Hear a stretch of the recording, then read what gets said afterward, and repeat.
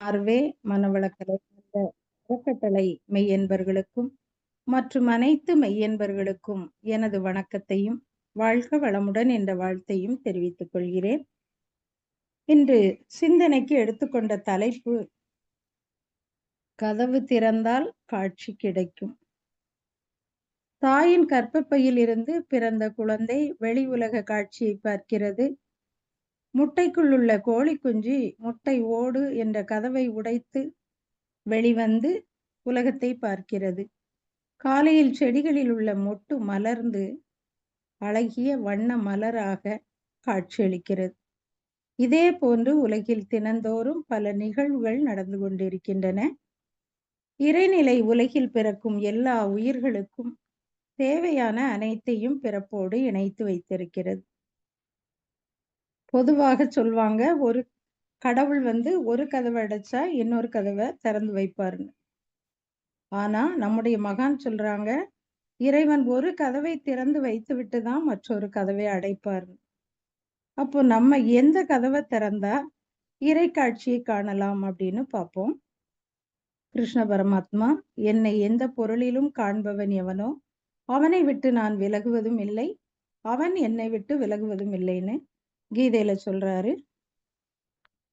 இப்போ உலகத்துல பிறந்த எல்லோருமே பிறவி பயனை அடைய வேண்டும் என்ற நோக்கத்துலதான் பிறந்திருக்கோம். நம்முடைய வினைப்பதிவுகளை அழித்து கொண்டு இறைநிலையை அடையதான் இந்த உயிரே உடலை கட்டி கொண்டது. இதனையே வினைப்பதிவே ஒரு தேகம் கண்டாய் என்கிறார் பட்டினத்தார். வினைப்பதிவு காரணமாக உயிர் புலன் மயக்கத்தில் சிக்கிக்கொண்டு வாழும் நோக்கத்தையே மறந்து விடுகிறது. இதைதான் மகான் ஒரு பாடல்ல சொல்வாங்க. வினைப்பதிவாம் சுமையை விடுத்து தூய்மை பெறவே நினைவாய் உடலெடுத்தேன் நிலமீது வீழ்ந்த பின்னே என்னை மறந்தேன் எந்தன் வினை மறந்தேன் இறைவா உனை மறந்தேன் ஆனால் நீ உள் நிறைந்து என்னை மீட்டு. இப்ப வினைப்பதிவின் காரணமாக தான் இந்த பிறவி எடுத்திருக்கிறோம்.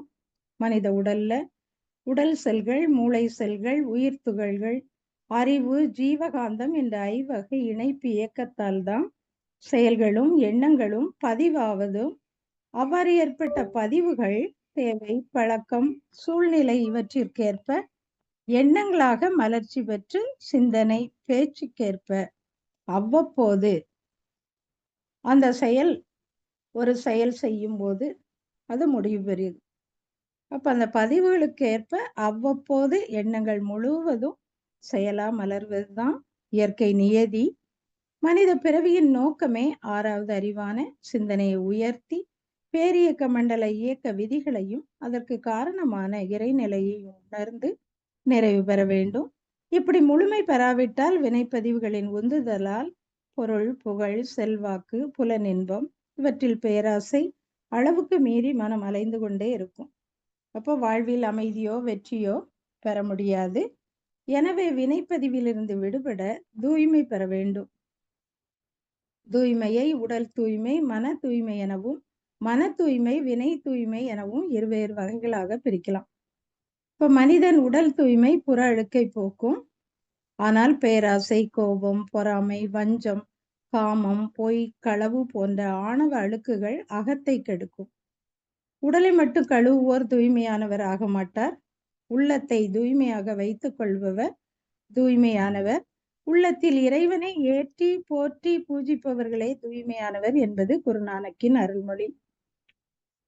ஒரு சம்பவம் பார்க்கலாம். ஒரு வீட்டுல உள்ள பெண்மணி பக்கத்து வீட்டுல உள்ள ஒரு பெண் துணி துவைத்து காய போட்டிருக்கத தன் வீட்டு ஜன்னல் வழியாக பாக்குறாங்க. அப்ப அந்த துணி அழுக்கா தெரியுது. அப்போ அவங்க கணவன்கிட்ட சொல்றாங்க, அவ எப்படி துணி துவைச்சிருக்காங்க பாருங்க, துணி அழுக்கா இருக்கு அப்படின்னு தினந்தோறும் சொல்லுவாங்க. அப்படி ஒரு நாள் அவங்களுடைய கணவனுக்கு அலுவலகத்துல விடுமுறை. அவர் வீட்டுல இருந்ததுனால ஜன்னல் கண்ணாடி எல்லாத்தையுமே தொடச்சு வச்சிருக்காரு. அன்னைக்கு அந்த அம்மா பக்கத்து வீட்டுல துணி காய போட்டிருக்கத பார்த்துட்டு கணவன்கிட்ட இன்னைக்கு துணி அழுக்கு இல்லாம நல்லா துவைச்சிருக்காங்க அப்படின்னு சொல்றாங்க. அப்ப கணவன் மனைவிட்ட முதல்ல போய் நம்ம வீட்டு ஜன்னல் கண்ணாடியை போய் பாரு, நம்ம வீட்டு கண்ணாடிய நான் இன்னைக்கு தொடச்சு வச்சிருக்கேன், அதனால உனக்கு துணி சுத்தமா தருது. முதல்ல நம்ம வீட்டு கண்ணாடியில அழுக்கு இருந்திருக்கு, அதனாலதான் உனக்கு துணி அழுக்கா தெரிஞ்சிருக்கு. முதல்ல உன்னிடம் உள்ள அழுக்கை நீ பார்க்கணும். அப்படின்னு சொன்னாராம். அதுக்கு தான் சொல்வாங்க, "நீ அடுத்தவரை ஒரு விரலை நீட்டி குறை கூறினால், நம்மை நோக்கி 4 விரல் நீட்டி நம்முடைய தவறை சுட்டிக்காட்டுகிறது" என்று. அப்போ முதல்ல நம்மிடம் உள்ள குறையை நம்ம கவனித்து தூய்மை பெறணும். நீ கண்ணாடியில் பார்க்க விரும்பினால் கண்ணாடியை துடைக்க வேண்டும். கண்ணாடியில் தூசி படிந்திருந்தால் எதையும் தெளிவாக காண முடியாது என்பது கபீரின் சிந்தனை. மனம் தூய்மையாக இருக்கும்போது ஜீவகாந்த வசியத்திறன் கொண்டதாக இருக்கிறது. நிறை ஞானியினுடைய மனம் கண்ணாடியை போன்றது. மனதை தூய்மையாக வைத்துள்ளவர்கள் உள்ளது உள்ளபடியே அறிந்து கொண்டிருந்தார்கள். திருநாவுக்கரசர் சொல்றாரு, விறகினில் தீயினன் பாலிற்படு நெய் போல் மறைய நின்றுளன் மாமணி ஜோதியன் என்கிறார். அடுத்தாப்புல பரிபாடல்ல, தீயினுள் தெரல் நீ, பூவினுள் நாற்றம் நீ, கல்லினுள் மணியும் நீ, சொல்லினுள் வாய்மை நீ, அறத்தினுள் அன்பு நீ, மரத்தினுள் மைந்து நீ, வேதத்து மறை நீ, பூதத்து முதலும் நீ, வெஞ்சுடர் ஒளியும் நீ, திங்களும் அழியும் நீ, அனைத்தும் நீ, அனைத்தின் உட்பொருளும் நீ என்று பரிபாடல்ல இறைவனை போற்றுகிறார் கடுவன் இளமையினார். அப்போ இந்த பாடல் எல்லையற்ற அருள் பெயரற்றலான விளங்கக்கூடிய அந்த இறைவன் இருப்பதை காட்டுகிறது. கண்ணால் காண முடியாத ஆனால் கருத்தால் உணரக்கூடிய மிக பெரிய ஆற்றல் வாய்ந்த பரம்பொருளே இறைவன். அதனாலதான் மகான் முதல்ல தவத்தின் முதல்ல அருட்பெயராற்றல் உடலிலே உயிரிலே அலை அலையாக பரவுவதாக குறிப்பிடுறாங்க. இப்போ மகான்கள் எல்லாருமே அணுவை உணர்ந்தவர்கள். அணுவை உணர்ந்தவர்களுக்கு அணுவின் கூட்டான பொருட்களை அறிந்து கொள்வது அவ்வளவு சிரமம் இல்லை. அவர்கள் இத்தகு வல்லமையை இயல்பாக பெற்றிருந்தார்கள். ராமகிருஷ்ண பரமஹம்சர், அருட்பிரகாச வள்ளலார், ரமண மகரிஷி, சின்மயானந்தா, சுத்தானந்த பாரதி, சுவாமி சச்சிதானந்தா, நம்முடைய மகான் போன்ற ஆண்டோர்களிடம் அத்தகைய திறன் அதிகமாக இருந்தது. கண்ணாடியை போன்று அவர்கள் உள்ளம் தூய்மையாக இருந்ததே அதற்கு காரணம். அப்போ அவங்க மட்டும் இத்தூய்மையை எப்படி அடைந்தார்கள் அப்படின்னு ஒரு வினா எழுவது அது இயற்கை தான். நம்ம ஒரு நிமிஷம் நம்ம கண்களை மூடி அமர்ந்தாலே போதும். எத்தனையோ எண்ணங்கள் எழுவதை அறியலாம். அவற்றை மட்டும் தனியே எடுத்து பார்த்தால் நம்ம எவ்வளவு குப்பைகளை சேர்த்து வச்சிருக்கோம் அப்படிங்கிறது தெரியும். குள்ளச்சாமி என்ற பரமயோகி அழுக்கு மூட்டை ஒன்றை முதுகிலே சுமந்து கொண்டு வரும்போது பாரதியார்ட்ட, நான் புறத்தே சுமைக்கிறேன், நீ அகத்தினுள்ளே பழங்குப்பையை சுமைக்கின்றாய் அப்படின்னு சொன்னாராம். அப்போ மன தூய்மை பெற வேண்டும் அப்படிங்கிறத அவர் குறிப்பிடுறாரு. இந்த நிலையைத்தான் இதய தூய்மை உடையவர்கள் ஆசி பெற்றவர்கள், ஏனெனில் அவர்கள் இறைவனை காண்பார்கள் என்கிறார் இயேசுநாதர். அப்ப நம்ம தினந்தோறும் உபயோகப்படுத்தும் பாத்திரங்களை சுத்தம் செய்தாதான் மறுநாள் சமையல் செய்ய பயன்படுத்த முடியும். அதுபோல தினந்தோறும் பயன்படுத்தும் உடலையும் மனதையும் நாளைய உபயோகத்திற்காக தூய்மைப்படுத்தி வைத்துக் கொள்ள வேண்டும்.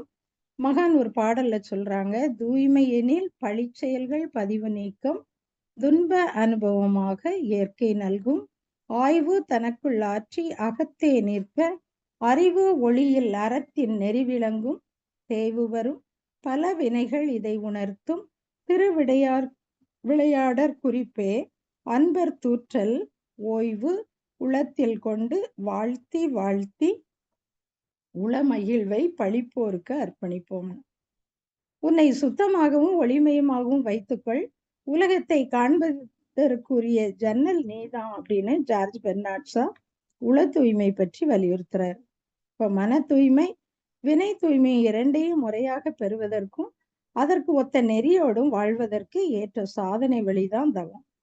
அகத்தவம் என்ற திறவுகோல் கொண்டு மனம் என்ற ரகசிய அறையை திறந்து தற்சோதனை என்னும் விளக்கேற்றி கூர்ந்து பார்த்து தனக்குள்ளாக முடங்கி கிடக்கும் குப்பைகளை ஒவ்வொன்றாக முறையோடு களைந்து விட்டால் பிறகு அந்த மனமே தெய்வமாகிவிடும். அததான் திருவள்ளுவர் சொல்றாரு, மனத்துக்கண் மாசிலனாதல் அனைத்தரன் ஆகுல நிரபரன். நம்ம எல்லோருமே ஞானம் பெறணும் அப்படிங்கிறதுக்காக தான் மனவிளக்கலைக்கு வந்திருக்கிறோம். ஞானத்தின் திறவுகோல் குண்டலினி யோகம்.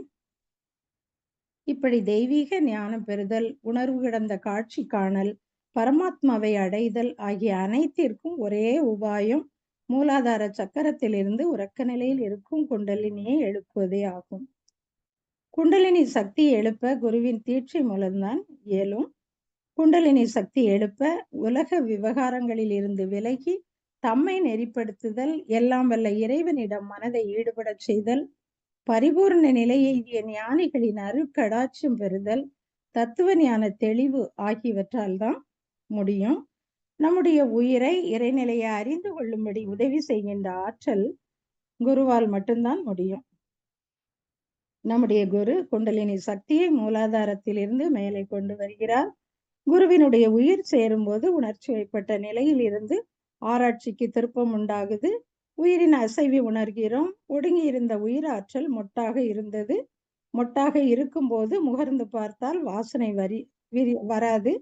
மொட்டு விரிந்தால்தான், அந்த மலர்ந்தால்தான் வாசனை வரும். அதுபோல உள்ளே அரும்பாக மொட்டாக இருந்த அந்த உயிராற்றல் மேலே வந்தவுடன் பூரித்து இயக்கம் பெறுகிறது. ஆசான் மூலாதாரத்தில் உறங்கிக் கொண்டிருக்கும் குண்டலினி ஆற்றலை தன் தவம் வலிமையால் முதுகுத்தண்டின் வழியாக ஏற்றி நெற்றியில் புருவ மத்தியில் அமர்த்துறாங்க. அப்ப நம்முடைய ஞானக்கண், மூன்றாவது கண், அருள் விளக்கும் திருவாசல் திறக்கப்படுது. அப்போது நமது உயிர் ஆற்றலை உணர்கிறோம். தந்தை தாய் ஈருயிர் சேர்க்கையால் பருவுடல் தோன்றியது. ஈருயிர் சேர்க்கையால் உண்டான உயிரோடு பாலுக்கு உரை ஊற்றுவது போல குருவின் உயிராற்றலும் சிறிது சேரும் போதுதான் உடலோடு எடுத்த பிறவி மாத்திரமின்றி அறிவுக்கும் பிறவி உண்டாகிறது. மகான் ஒரு பாடல்ல, குருவினது விரல் பட்ட உடனே ஆங்கோர் குறுகுறுப்பும் சிறு உணர்வும் அறிவிற்கு எட்டும் ஒருமையுடன் உற்றுற்று உணர்ந்து வந்தால் உள் நாட்டமே உனக்கு பழக்கமாகும்.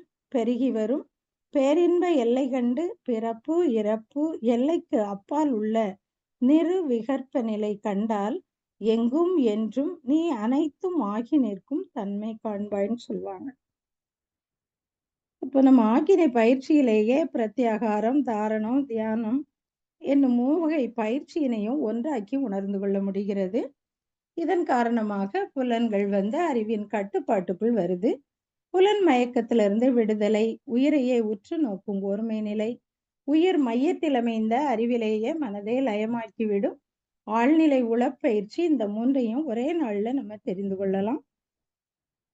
ஆக்கினை தவத்தால மனதிற்கு ஒருமை நிலை, அமைதி, கூர்மை, நேர்மை, புலனடக்கம், ஜீவகாந்த சேமிப்பு ஆகிய யாவும் கிடைக்கும். ஆக்னா சக்கரம் என்ற கதவு திறக்கும் போது இறைநிலை காட்சிகளை காண தயார் நிலைக்கு வருகிறோம். தன்னிலை விளக்கம் கிடைக்க வழி திறக்கும். அதே மாதிரி துரிய தீட்சை கொடுக்கும் போது நம்மளுக்கு உச்சந்தண்டையில உணர்வை நிறுத்தி தவம் ஏற்றோம். இதற்கு பிரம்மரந்திரம் என்ற ஒரு பெயரும் உண்டு. இறைநிலையை நோக்கும் போது துரிய நிலையை இறைநிலையின் நுழைவாயில் என்று சொல்வாங்க. மார்கழி மாதத்துல வைகுந்த ஏகாதசி அன்று சொர்க்க வாசல் திறப்பது என்று சொல்வாங்க. அது உண்மையிலே பிரம்மரந்திரத்தை திறப்பதற்கு உரிய காலமாக, பயிற்சிக்குரிய காலமாக வைத்திருந்தார்கள். மனதை துரியத்திலே நினைவு வைக்கணும் என்பதை சுட்டி காட்டும் விதமாக வைணவ கோயிலில் ஒரு கும்பம் அல்லது ஜடாரி ஒன்றை வந்து நம்ம தலையில வைப்பாங்க. அப்ப அந்த குண்டலினி சக்தியை பிரம்மரந்திரத்திலே கொண்டு சேர்க்கும் சூட்சும நிலையிலே உண்டாகக்கூடிய ஓசை ஆகிய நாதமே திறவுகோல் ஆகும். ஒளி அதிர்வுகள் ஊடகங்களில் பரவும் தன்மையுடையன. அதிர்வுகள் தொடரும் பொழுது ஒரு உந்து சக்தி உண்டாகின்றது. அப்பொழுது ஒரு ஒலி கேட்கிறது. மூலாதாரத்தில் உறங்கி கிடக்கும் குண்டலினி சக்தி 6 ஆதாரங்கள் வழி கடக்கின்ற போது ஒலி அதிர்வுகள் ஏற்படுது. நிஜானந்த போதம் மானிட சரீரத்தில் தசவித நாதங்களும் பன்முக நோக்கில்லாமல் அந்தர்முக நோக்குடையவருக்கு விளங்கும் சத்தம் ஓசை எனப்படும். அதுவே நாதமாகும். இவ்வொலிகள் குறித்து திருமூலர் ஒரு பாடல்ல மணி, கடல், யானை, வார்குழல், மேகம், அணி, வண்டு, தும்பி, வளைபேரி, கையாள், தனிந்தெழு நாதங்கள் தாமவை 10 பணிந்தவர்க்கு அல்லது பார்க்க ஒண்ணாதேன்னு கூறுறார். அதனுடைய பொருள் என்னன்னா, மணி ஓசை, கடல் அலை ஓசை, யானை பிளிரும் ஓசை, புல்லாங்குழலினுடைய ஓசை, இடி ஓசை, வண்டின் ரிங்கார ஓசை, தும்பியின் ஓசை, சங்கொலி, பேரிகை ஓசை, யாழ் ஓசை ஆகிய நாதங்கள் 10 தியானிப்பவர்கள் இந்த 10 விதமான ஓசைகளை கேட்பார்களாம். அப்ப துரியதவம் ஏற்ற ஏற்ற மூளை செல்கள் ஒவ்வொன்றாக இயக்கத்துக்கு வரும். அதனால பிரபஞ்சகாந்த சக்தியோடு தொடர்பு கொள்ளும் ஆற்றல் ஓங்கி உள்ளுணர்வு அறிவு ஒளிரும். அது துரியதவத்தின் பெருமையை கொங்கண சித்தர் சொல்றாரு. உச்சிக்கு நேராய் உன் நாவுக்கு மேலிதம் வைத்த விளக்கும் எரியுதடி அப்படின்னு பாடுறார். ஆன்மா தனது பழிச்செயல் பதிவுகளில் இருந்து தூய்மை பெற ஏற்றதோர் பயிற்சி துரியதவம். துரியதவம் நடுமனதில் நின்று ஆற்றப்படுவதால் அறிவு நடுமனதை வெற்றி கொள்கிறது. எனவே மனதின் விரியும் தன்மை இந்த தவத்தால் நம்மளுக்கு கூடுது. உள்ள களங்கமும் உடல் களங்கமும் துடைக்கப்பட்டு தூய்மை உண்டாகிறது. குண்டலினி யோகத்தின் முடிவான உச்சநிலை துரியாதீதம் என்ற தவநிலை. தான் தானாகவே நின்று உயிர் துரியாதீதத்தில் தன் மூலத்தை அறிகின்றது. தனது மூலமாகவே ஆகிவிடுகின்றது. இறைநிலையாகவே சுத்த வெளியாகவே மாறி நிற்கிறது. துரியாதீத தவம் ஒரு மாபெரும் புதையல். இது எல்லாமே அடக்கமாக உள்ளது. எந்த அதிர்வியக்கத்தில் மனம் நின்றால் பிரபஞ்ச ரகசியமெல்லாம் அறியப்படுமோ அந்த இடம்தான் சமாதி நிலை. துரியாதீதமே ஜீவ பிரம்ம ஐக்கிய முக்தி. துரியாதீதமே வீடு வேறு. ஒரு கதை பார்க்கலாம். ஒரு அப்பா 5 வயது பையனை அழைச்சிக்கிட்டு கோயில் திருவிழாவை பார்க்க போறாரு. அப்ப திருவிழா கடையில உள்ள கார் பொம்மையை அப்பாட்ட வாங்கித்தாங்கன்னு கேட்குறான். அப்பா அதுக்கு முதல்ல சாமி தரிசனம் செய்துட்டு அதுக்கு பிறகு நம்ம வாங்குவோம் அப்படின்னு சொல்றாரு. அதுக்கு பிறகு அவன் அப்பாட்ட, அப்பா ராட்டினம் சுட்டணும் அப்படின்னு கேட்குறான். அப்பா சாமி தரிசனம் செய்துட்டு ராட்டினம் சுத்துவோன்னு சொல்றாரு. பையன் ஐஸ்கிரீம் கடையை பார்த்து ஐஸ்கிரீம் வாங்கி கொடுங்கப்பான்னு கேட்குறான். அப்பா சாமி தரிசனம் செய்துட்டு வாங்கி தர்றேப்பா அப்படின்னு சொல்றாரு. எதிர்பாராத விதமா அப்பாவுடன் பள்ளியில் படித்த ஒரு நண்பரை பார்க்கிறார். அப்ப பல வருஷத்துக்கு முன்னால பார்த்த நண்பரை பார்த்த உடனே மகிழ்ச்சியோட இருவரும் பேசிட்டு இருந்தாங்க. அதிக கூட்டமா இருந்தனால பையன் வழி தவறிட்டான். தந்தை கவனிக்கல. இந்த பையன் அப்பாவை தேடி அழுறான். அதை பார்த்த ஒருத்தர், உங்க அப்பாவை நான் கண்டுபிடிச்சு தரேப்பா, அது வரைக்கும் நான் கார் பொம்மை வாங்கி தரேன், நீ விளையாடு அப்படின்னு சொல்றாரு. பையன் எனக்கு வேண்டாம், எங்க அப்பா தான் வேணும்னு சொல்றான். அடுத்து ராட்டினத்துல நீ சுற்றி கொண்டிரு, உங்க அப்பாவை நான் கண்டுபிடிச்சு தாரேன் அப்படின்னு சொல்றாரு. வேண்டாம், எங்க அப்பா தான் எனக்கு வேணும், நான் ராட்டினம் ஆட வரலன்னு சொல்லிடுறான். அடுத்து ஐஸ்கிரீம் வாங்கி தரேன், சாப்பிட்டுட்டு உங்க அப்பாவை நான் கண்டுபிடிச்சு தரேன்னு சொல்றாரு. அப்பவும் எனக்கு அப்பா தான் வேணும், ஐஸ்கிரீம் வேண்டான்னு அழுறான். அப்ப அப்பாவின் பாசத்திற்கு எந்த பொருளும் ஈடு இணையாகாது. அப்பாவை காணவில்லை என்றதும் அவன் ஆசைப்பட்டு கேட்ட எல்லாவற்றையும் வேண்டான்னு சொல்லிட்டான். அப்பா இல்லாமல் அவன் ஆசைப்பட்ட பொருள் எதுவுமே அவனுக்கு முக்கியமா தெரியல. அது போலதான் நம்ம எல்லா பொருட்களிடமும் உறவுகளிடமும் ஆசை பற்று வைத்திருந்தாலும் அதை விட எல்லாம் வல்ல முழு முதற் பொருளாகிய இறைநிலையை அடைவது, இறைவனை அகக்காட்சியாக காண்பதுதான் மகிழ்ச்சி, ஆனந்தம், பேரானந்தம். அந்த நிலையை அடைய அகத்தவத்தால் நம்முடைய மனக்கதவை திறந்து இறைவனை அகக்காட்சியாக காணலாம். கண்ணதாசன் ஒரு பாடல்ல சொல்றாரு, பார்க்க தெரிந்தால் பாதை தெரியும், பார்த்து நடந்தால் பயணம் தொடரும், பயணம் தொடர்ந்தால் கதவு திறக்கும், கதவு திறந்தால் காட்சி கிடைக்கும், காட்சி கிடைத்தால் கவலை தீரும், கவலை தீர்ந்தால் வாழலாம். மகான் ஒரு கவியில சொல்றாங்க, கண்காணும் தோற்றத்தில் கருத்தால் கூர்ந்து களங்கமில்லா நுண்ணியக்கமாக உள்ள விண்கண்டு அதன் இயக்க ஒழுங்காயாற்றும் வேகத்தில் விவேகமாய் அறிவறிந்து நுண்மான் நுழைபுலனால் நுணுகி மேலும் நுண்ணணுவின் பிறப்பிடமாய் பரமுணர்வீர் மண்கடந்து விண்கடந்து வெளிகண்டால் மும்மலம் ஒளிந்த காட்சியதே மாதவமாம் அப்படின்னு சொல்றாங்க. அப்போ நம்மிடம் இருக்கிற ஆணவம், கன்மம், மாயை என்ற மும்மலங்களும் களையப்பட வேண்டும். மன தூய்மை பெற்று இறைநிலையோடு மனிதனை இணைக்க செய்கிற அற்புதமான கலைதான் தவம். இந்த கலையின் மூலம்தான் பழக்கத்தில் வழியே செயலாற்றாமல் விளக்கத்தின் வழியே வாழ முடியும். தவம் செய்யும் போது மனம் விரிந்து பிரபஞ்சத்தை எல்லாம் தாண்டி அதற்கு அப்பால் தோற்றங்களே இல்லாத சுத்த வெளியே, அப்போ அந்த சுத்த வெளியில் தவம் செய்து இறைநிலையோடு ஒன்றி இணைகிறோம். இப்ப இறைநிலை தவம் செய்யும் போதும் அந்த இறைநிலையை நம்ம அகக்காட்சியா காண்கிறோம். சுத்தவெளி என்ற இறைநிலையோடு மனம் ஒன்றி கலப்புறும் போது மனம் தூய்மை அடைகிறது. மனம் வினாடிக்கு 1/3 மன அலைச்சுழல் வேகத்தில் உள்ள டெல்டா அலைக்கு வருகிறது. துரியாதீதத்தில் நின்று பழக பழக மனம் நிலைத்து நிற்கிறது. எல்லை கட்டிவிட்டால் தான் எல்லையை மீறி மனம் அலையும். எல்லையை நீக்கிவிட்டால் அது எங்கே அலையும்? அதுதானே பூரணமாய் ஆகிவிடுகிறது. எனவே மனம் அலைவதில்லை.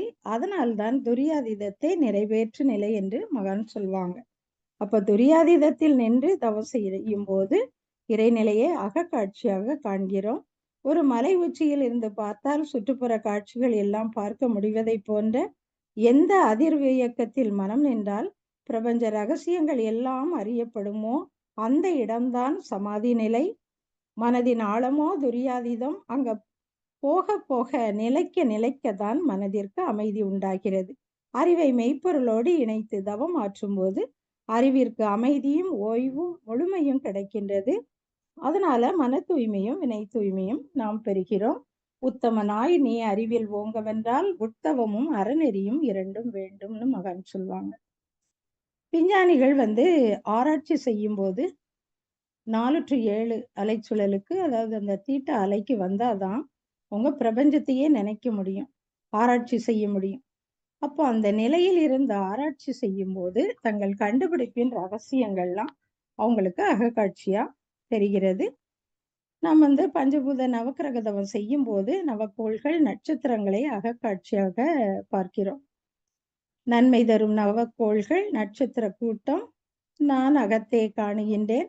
நடனமாடும் காட்சியாய் உன் பெரிய பேரியக்க ஓமையற்ற ஆற்றலால் உலகங்கள் அத்தனையும் உருளுதே ஒரு கொத்து போல தன்வயமாய் தான் அதுவாய் தவறிடாது இயக்கும் உன் தன்மையினை எண்ண எண்ண ஆனந்தமே அப்படின்னு மகான் ஒரு கவியில குறிப்பிடுறாங்க. அப்போ அதை பார்க்கும்போது அவ்வளவு ஆனந்தம் நம்மளுக்கு கிடைக்குது. நம்ம அகத்தவம் செய்து அகத்தாய்வு செய்யறோம் மௌனத்துல. அப்போ இயற்கை ரகசியங்கள்லாம் அகக்காட்சியா கிடைக்கும். மௌன நோன்பு இருக்க இருக்க நம்முடைய மன அலைச்சுழல் குறைந்து இறைநிலையோடு இணைய முடியும். நம்முடைய மனோசக்தியின் அணைக்கட்டு ஆழமாகவும் போய்கிட்டே இருக்கும். அந்த ஆழம் அதிகரிக்க அதிகரிக்கும். ஆழம் உள்ள அணைக்கட்டில் எப்படி தண்ணீரின் கொள்ளளவு அதிகரிக்குமோ அதே போல மௌனத்தால ஆழமான மனதின் மனோசக்தியின் கொள்ளளவும் அதிகரிக்கும்.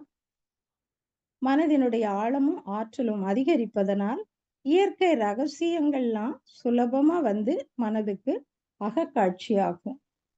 மகான் சொல்வாங்க, எனக்கு இப்படிதான் பாடல்கள் பல தோன்றின அப்படின்னு உதாரணமா ஒரு பாடல் சொல்றாங்க. பாட்டெழுதும் பழக்கமுளான் அறிவு நன்றாய் பண்பட்டு பற்றற்ற நிலையடைந்தால் நாட்டு மக்கள் தேவை அவன் அறிவில் தோன்றும் நல் வாழ்வுக்கேற்ற முறை அனைத்தும் தோன்றும் மேட்டுள்ள நீர் பள்ளம் போய் சேர்தல் போல மேதினியோர் ஆராய்வும் முடிவும் தோன்றும் ஏட்டி நிலை கை எண்ணம் அகண்டாகாரம் இயற்கை ரகசியம் மலர்ந்து எழுத்தாய் மாறும்னு சொல்லுவாங்க. அப்ப நம்ம ஆழ்ந்து தவம் செய்து, அதாவது அந்த மோன நிலையில பேனா பிடித்து எழுதும்போது ஆராய்ச்சியோடு ஆழ்ந்து இருக்கும்போது நமக்கு தெரியாத கருத்தெல்லாம் அகக்காட்சியாக எழுத்தாக மலரும். நபிகள் நாயகமும் தன்னுடைய வீட்டுக்கு அருகில் உள்ள ஒரு குகையில அவர் மௌனமாக இருந்து அகக்காட்சியா கிடைத்ததுதான் குரான் என்ற புனித நூலையே எழுதினாரு. நம்முடைய மகானும் ஒரு மாதம் மௌனம் இருந்து அவங்களுக்கு அகக்காட்சியா கிடைத்ததுதான் கவிதைகள் புத்தகங்கள்லாம் எழுதியிருக்காங்க. நாம் பேரமைதி நிலையில் தவம் ஆற்றும் போது நமது எண்ணங்களோடு அந்த நிலையில் உள்ள மகான்களின் எண்ணமும் நமது எண்ணங்களாக மாறும். பிரபஞ்ச ரகசியமும் இயக்கத்தன்மையும் நம்மளுக்கு விளங்கும்.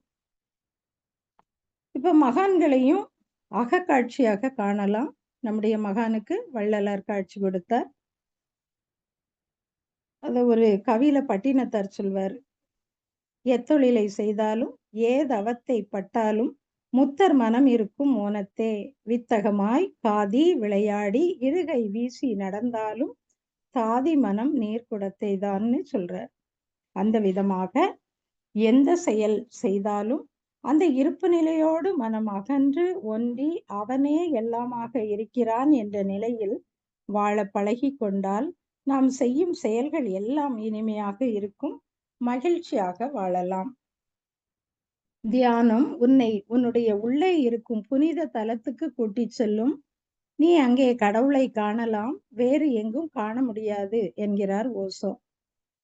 நம் மகான் கொடுத்த மனவளக்கலை பயிற்சிகளை ஆழ்ந்த சிந்தனையுடன் விடாமுயற்சியோடு செய்ய வேண்டும். மகானுடைய தத்துவங்களையும் நாம் நன்றாக படிக்க வேண்டும்.